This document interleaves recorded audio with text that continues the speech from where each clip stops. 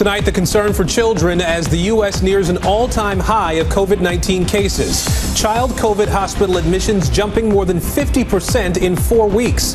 The major decision by the nation's largest school district before students return from holiday break. Every U.S. state now listed in the CDC's red zone of high transmission. Everybody, I'm Aaron Gilchrist in tonight for Tom Yamas. We begin Top Story with an alarming trend as the number of U.S. COVID-19 cases surges toward a record high. New analysis from NBC News showing the number of children hospitalized with COVID-19 has jumped 52% since the first week of December. That rate rising nearly twice as fast as the rate of adults. Schools now scrambling to come up with plans to keep students safe as they return from winter break. New York City, the largest school district in the nation, bringing kids back into the classroom, but sending out millions of at-home tests. The CDC says every state is now seeing a high rate of COVID-19 transmission, the surge impacting everything from travel to sports and New Year's Eve celebrations. And there is still some confusion over updated quarantine guidelines. A lot to get to tonight. We start with Sam Brock, who leads us off from Miami. With the Christmas holiday pouring kerosene on a COVID fire already blazing, some of the nation's biggest school districts are getting aggressive about protecting students starting in the new year. With New York City leading the charge, ending full classroom quarantines on January 3rd and ramping up at-home testing. Two clear messages we're saying loud and clear. Your children are safer in school. The numbers speak for themselves. The plan in New York City includes funneling some 2 million testing kits to schools, 2 per student when a classmate is infected.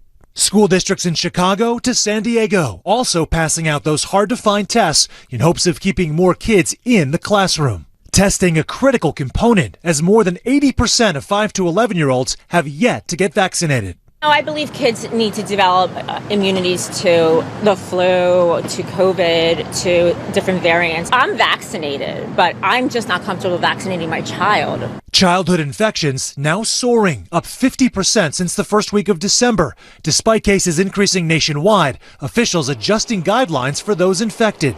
The CDC says if no symptoms persist 5 days after testing positive, the person no longer needs to quarantine, but should still wear a mask for 5 additional days in public spaces. Despite Omicron symptoms appearing milder than Delta's, beleaguered frontline and healthcare workers are still getting hit particularly hard. Do you have the staff to handle this surge? Not at this time, because unlike before, our staff was not as easily infected like now. We have more staff now that is being infected. Alex Zaharsky is the nurse manager at Jackson Memorial's medical ICU, where the healthcare system has witnessed a massive jump in cases. In 1 week, you've seen a 150% increase in COVID patients. That's correct. Does that make you nervous? Very much so, because the numbers have been rapidly increasing and an exponential increase. That infection spreading in ways affecting all aspects of life. We want to take a closer look now at that alarming rise in COVID among children. Pediatric hospital admissions quadrupling from New York to Texas now. And tonight, what doctors on the front line say is driving that surge and what parents can do to keep their kids healthy. Here's NBC's Gary Grumbach. Before the doors opened at this clinic in southeast Washington, D.C., hundreds were already in line to get tested. It's been extremely hard. I mean, lines have been wrapped around the corners. Dondrea Hill says she arrived an hour before, hoping to secure a PCR test. Her daughter and granddaughter tested positive last week. Now she and another grandchild have been exposed. The hours-long testing lines we're seeing here are similar to what we're seeing across the district and around the country. And it's people of all ages. D.C. Mayor Muriel Bowser is responding by opening up more PCR testing sites and ordering 1 million rapid tests, but they won't be here until January.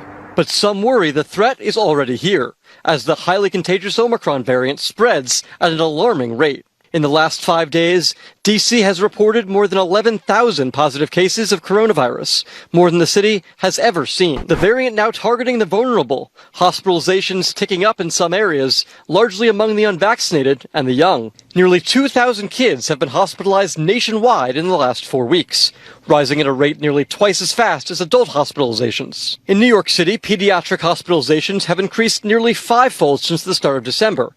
Approximately half of those admitted are children under the age of 5. The state's health commissioner sounding the alarm. Many people continue to think that children don't become infected with COVID. This is not true.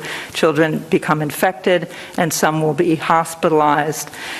The immunization coverage in this group, the vaccination coverage, remains too low. In New York, just over 16% of the children who are eligible, ages 5 to 11, have received the vaccine. And at Texas Children's Hospital, unvaccinated children in that age group filling beds. The number of COVID patients quadrupling in just the past week. Gary joins us now from a testing site in Washington, D.C. Gary, as you reported, health officials are concerned about these cases among children, but there's also growing concern about another issue that the number of infections could actually be much higher than reported.